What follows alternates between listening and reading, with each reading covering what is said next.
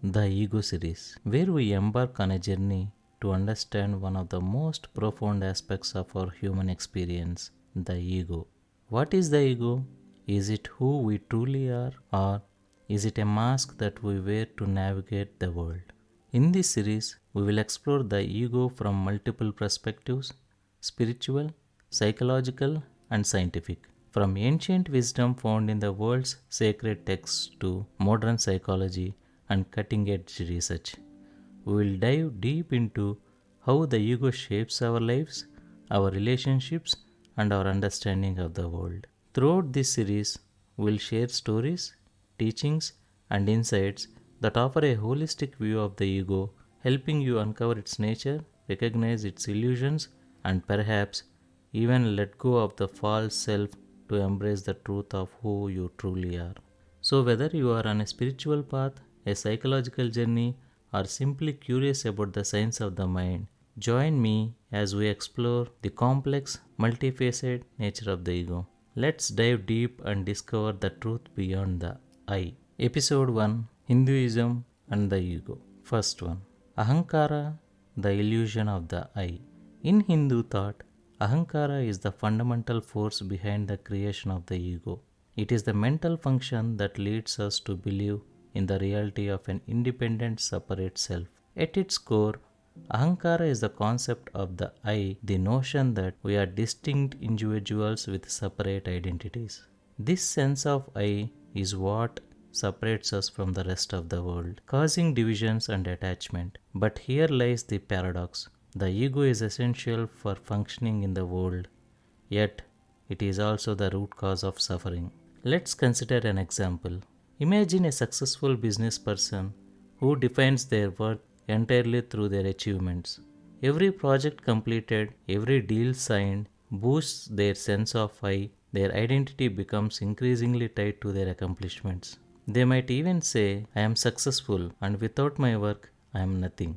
This attachment to the I and its creations, whether accomplishments or failures, shows the essence of Ahankara. The more we attach to the I, the more we create the divisions, suffering, and the fear of loss. If something were to threaten their business or their success, they would feel as though their entire sense of self is at risk. In the Bhagavad Gita, Lord Krishna advises Arjuna to act selflessly, detached from the fruits of his actions, and Krishna says, He who sees the divine presence in all beings, who does not distinguish between friend and enemy, who is unaffected by the ego, he is the true yogi. Here Krishna is teaching that when we shed the identification with our ego, we transcend the I and find unity with everything around us.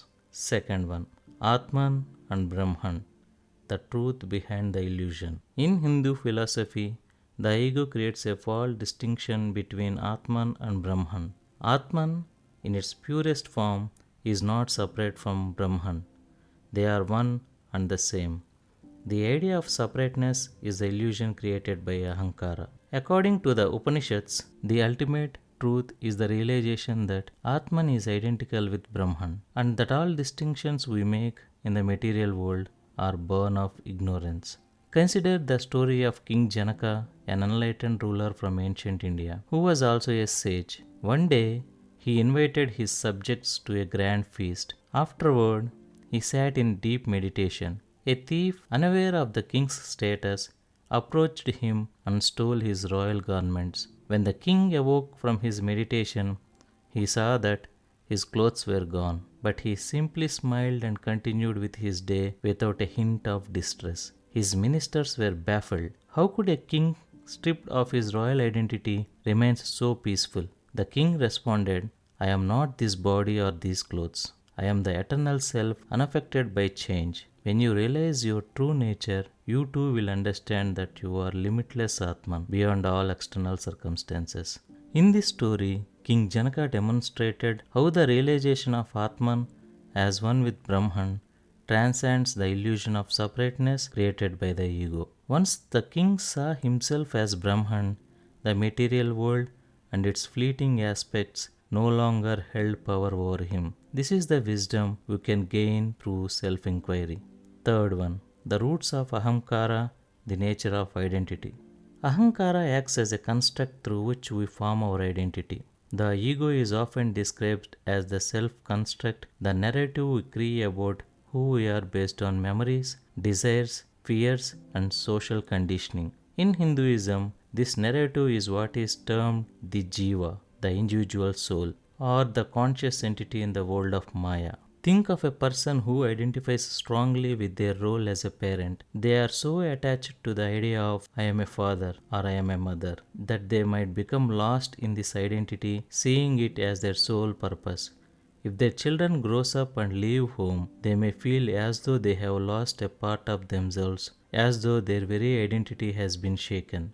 This attachment to roles and identities is the work of Ahankara. The ego constructs a story around who we are based on what we have done, how others perceive us, and how we see ourselves. Krishna teaches in Bhagavad Gita, you have a right to perform your prescribed duties, but you are not entitled to the fruits of your actions. Never consider yourself to be the cause of the results of your activities, nor be attached to inaction. This means that when we perform actions without expectations or desire for results, we let go of the identity tied to those actions, ultimately freeing ourselves from the confines of the ego. Before I begin the fourth one, I would like to clarify that this dialogue is fictional and not a historical conversation between Adi Shankaracharya and Ramana Maharshi. Their teachings, while deeply insightful, were never exchanged in the format presented here. This is purely interpretation meant to understand the concept of ego with deep respect for their spiritual legacies. I encourage listeners to approach this with open mind and a spirit of inquiry while honoring the traditions of both revered teachers. If anyone feels discomforted by this representation, I sincerely apologize as it is not my intention to disrespect or hurt anyone. Hope you like this attempt. This is how conversation goes. Adi Shankaracharya. Ego, my dear Maharshi, is the root of all illusion. It is the veil that separates us from supreme reality, from Brahman. As I wrote in the Viveka Chudamani, the ego is the impure intellect. It is ignorance in the form of I. It arises because our ignorance of the true self. The moment we realize the truth that the self is non-different from Brahman, the ego dissolves and only the absolute reality remains. For example, imagine you are in a car driving through a foggy road. At first, the fog feels like it's surrounding you completely, creating a sense of limitation. But as you keep driving and the fog clears, you realize that the road was always there. It was just obscured. The fog, like the ego, distorts your perception, making the world appear as if it is separate or limited. When the fog clears, when we realize the truth, we see that we are always part of the whole and the ego no longer clouds our vision. Ramana Maharshi. I agree with you, Acharya, but I speak of the ego as the I thought. It is the thought I am this body, I am this mind that creates the sense of separateness. This thought is the root of all other thoughts, and it is through this I that we attach labels to everything else. As I often say, the ego is the I thought. Find out where it comes from by investigating the source of the I thought, the ego dissipates. For example, imagine you are walking through a crowded street and you feel a sense of being lost in the crowd, like you don't matter. You identify yourself as just another person in the sea of faces. But what happens when you pause and take a moment to observe your own thoughts? You begin to realize that the sense of being lost is just a thought that says, I am small and insignificant. When you inquire into who is having this thought, the sense of separation begins to fade. The I thought that created that sense of disconnection is revealed for what it is, just a passing thought. Adi Shankaracharya. Indeed, Maharshi, the ego is a thought, but it is not merely an isolated thought. It is a complex structure built upon ignorance. Knowledge of Brahman, the Absolute, dispels this ignorance. There is no second entity. Brahman alone discerned and directed towards the ultimate truth. Only then will the ego dissolve naturally as the ocean absorbs the river. For example, Let's consider an artist who is painting a portrait. At first, they are focused on the subject, the face before them.